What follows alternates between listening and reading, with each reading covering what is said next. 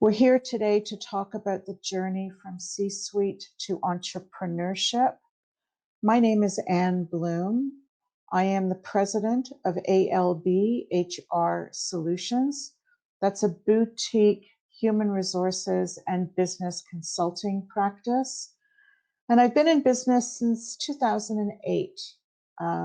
Took some opportunity in between to go back into corporate and to be the vice president of human resources at a number of corporate, large global companies, and then made the decision in 2017 to go back out on my own on a full-time basis. And so it's interesting, and I wanted to share some of my learnings from the journey from C-suite to entrepreneurship. And some of the things I thought I knew and found out that I didn't know so well. So today we're going to be talking about a few things. I have some definitions that I want to share with you. And we're in a time now in the business world that we've never been in before.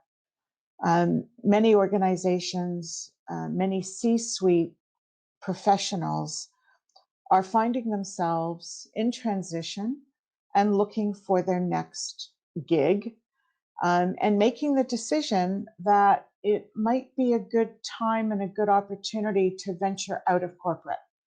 So we'll take a look at starting your own business and what does that really mean? How do you go about doing that?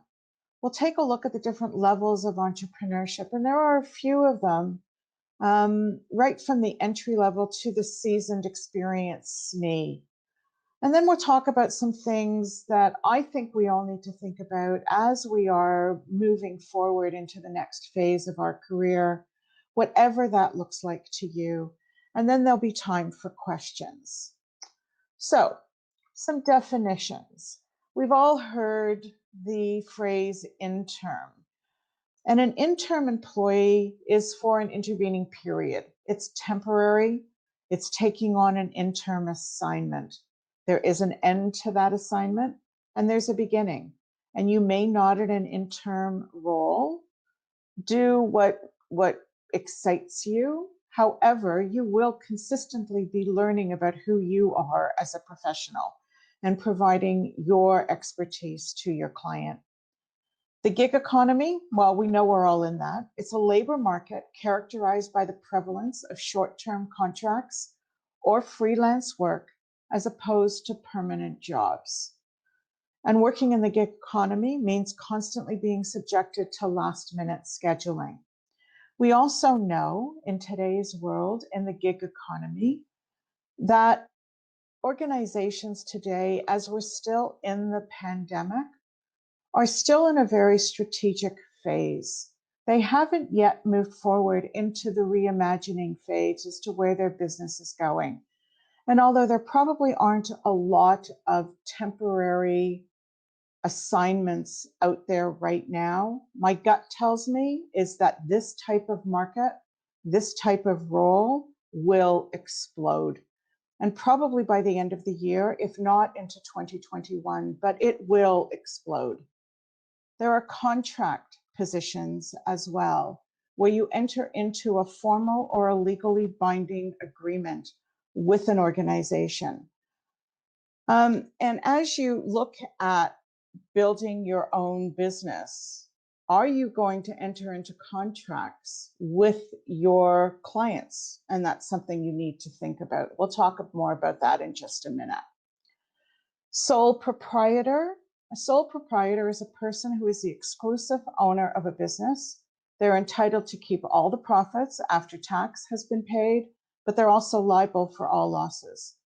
And we'll talk more about the difference between a sole proprietor and being incorporated in just a few minutes. Incorporated is a company or an organization that has been formed into a legal corporation. To incorporate your business means that you're looking at building a business, at hiring employees, and it being something different than just you. And then you as an entrepreneur, or all of us as entrepreneurs, a person who organizes and operates a business or businesses, taking on greater than normal financial risk in order to do so. We're all entrepreneurs in one way, shape, or form. And we all need to, in this world, think about how we can build our business and what does that mean to our clients and what type of business are we building. So sole proprietor versus incorporation. Whether you are a sole proprietor or have incorporated your company, there are a few things you need to do. You need to have consulting insurance. I use ProLink Insurance and I've been very, very happy with them. You need to set up your own website if you want to be taken seriously. I used and set up my website through GoDaddy and I found them to be very, very helpful. You need to secure your domain. You need to find the name of your business. You need to register your business with Service Canada and then get an HST number. Because when you file your taxes, whether it be in April of next year for this year of 2020, or whether you incorporate your business and you have a fiscal year end, you're going to need to pay HST. You're going to need to register your business. You're going to need to pay your taxes. So you need to determine if you, as a sole proprietor, need an accounting, someone as an accounting service, or whether you can do your own accounting and file your own taxes on your own. And then it's beneficial for you to have a marketing brochure. So what services are you going to offer as a business to your clients? And how are you going to market your business? And if a client says to you, well, what do you do? It's great to be able to rhyme it off and know what you do, but they're looking for more information and to delve deeper into who you are as a professional and the business that you have. So have that marketing brochure. You can do it on your own. You can go to a marketing company. You can ask GoDaddy for that help. All of those things are available to you. So now let's take a look at the differences between a sole proprietor and incorporation. A sole proprietor is a small boutique business. Typically, they work with small to mid-sized companies. You are working on your own, and that's where your network comes in very handy because you're going to need those people to help you when you have a question. Who can you reach out to just brainstorm with or network with? So, but use your network as much as possible. As a sole proprietor, you're not going to grow your company by hiring others. You will consistently, and for the next foreseeable future, work on your own as a sole proprietor. You will file your personal and business taxes together in April of each year for the previous year, and your year end will be December 31st. You will pay your HST, and I didn't put this in here, but you will pay the HST owing in April with your taxes. And it's typical as a sole proprietor, when you pay your HST, sock money aside, put money aside from all the dollars you bring in, so that in April of each year, you're not going into debt already, but you have money in the bank and in your business account to pay for your taxes and your HST. Incorporating, it's a larger company. You have the plan to hire others to work with you. You will potentially work with larger corporations. You will continue to grow the company. You need to make decisions whether and how you're going to fund your company. Are you going to get funding through private equity? Are you going to go to a venture capitalist? Are you going to go to your bank for funding? You will have a fiscal year end. Potentially it could be December 31st, but in all likelihood, it will be another date. And you will file your personal and business taxes separately. The one thing to realize as you open your own business is that where you want to take it, the sky's the limit. It's up to you. It's up to you how busy you want to be. It's up to you how engaged you want to be. And it's up to you the number of clients that you want to take on at any given time. You have the opportunity to build a true work-life balance that maybe you hadn't had in the past, but the sky is the limit. So starting your own business. So what does that mean to you? Are you going to manage a process only? Are you going to say to your clients, I am going to provide you services in the area of accounting, or in the area of performance management, or talent management, or employee engagement? Do you want to manage people only? And if so, then maybe if you want to manage people, then incorporating your business might be the way to go. Do you want to manage both? Do you want to manage people and process? Or do you want to be the doer and get down and roll up your shirt sleeves and get the work done? Do you engage others to do your work? And by that, I mean, do you go out to your network and do you partner with other people like-minded to have them help you getting the job done? But always what you want to do is build new ideas into making your business viable.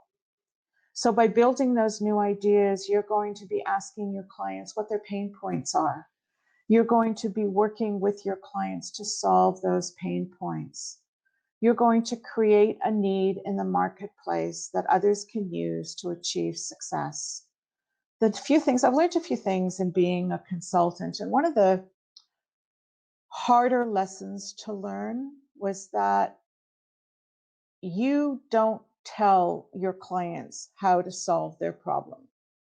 You ask them how they want to solve their problem, and then you find the solution for them.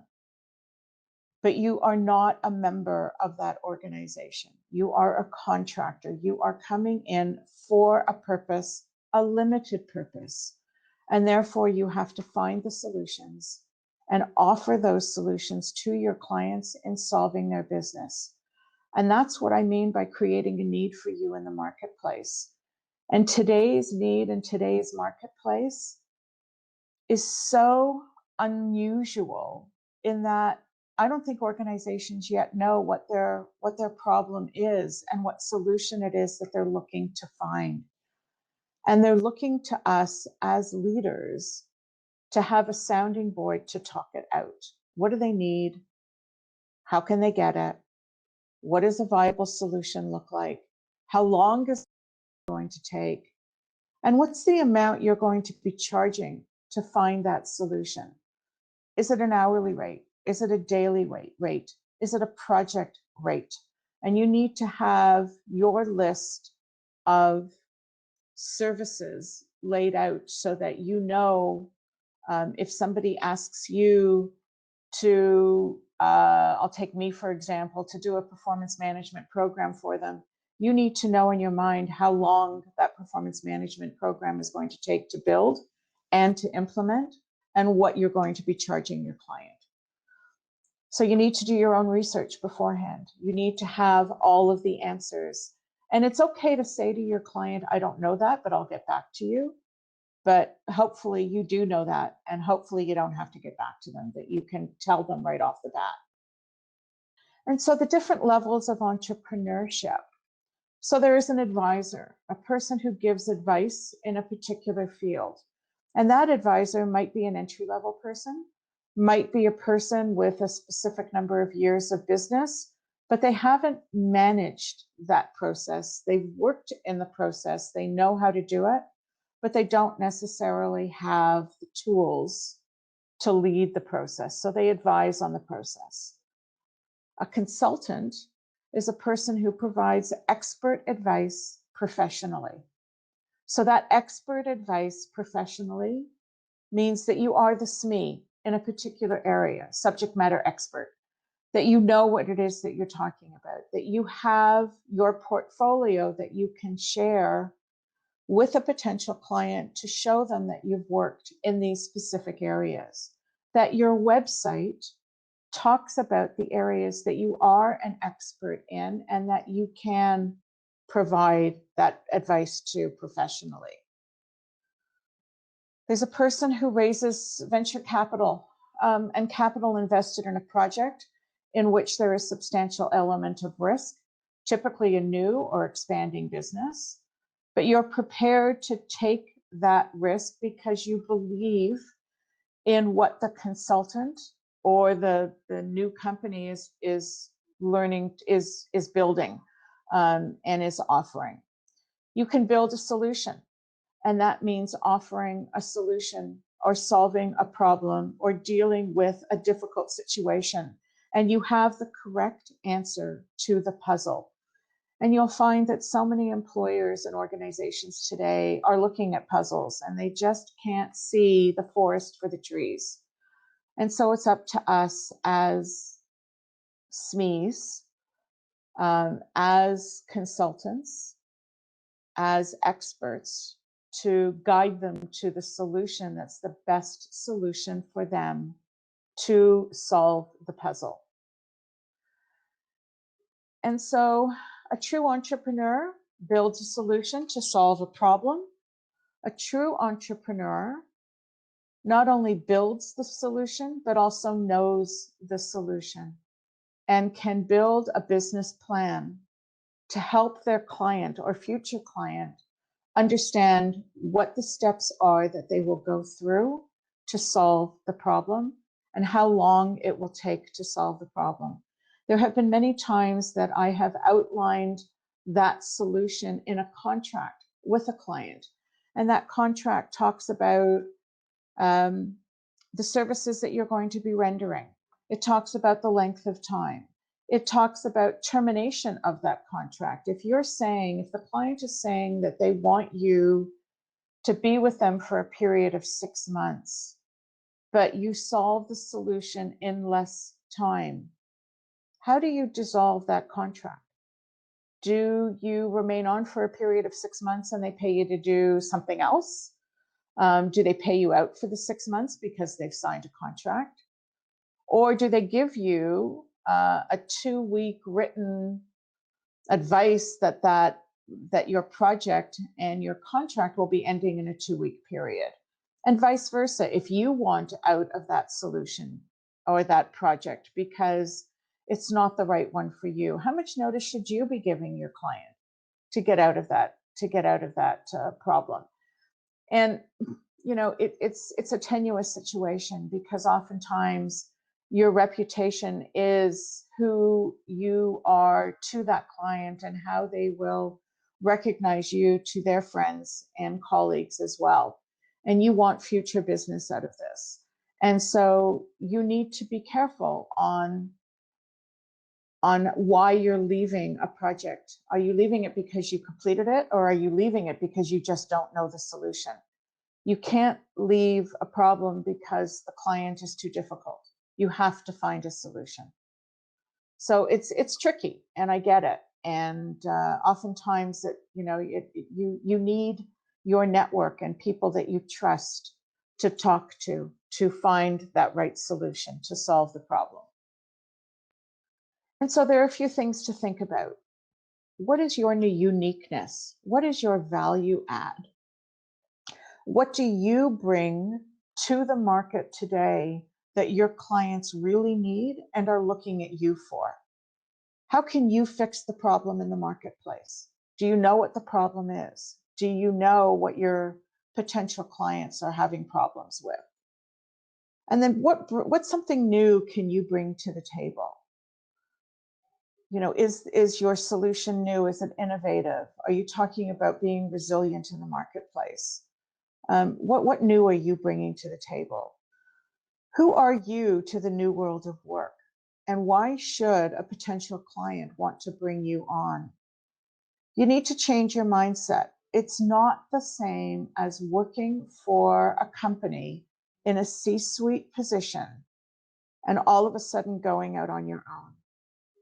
When you were in a C-suite role, you gave the solution.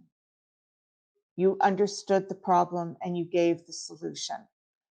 In a consulting role, you can only give the solution once the employer has told you what the problem is and has asked for your advice.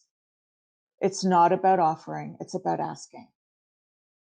The world is moving at a much faster rate than ever before. Change is inevitable. We just don't know at this point what that change might be. There's a few things that we do know.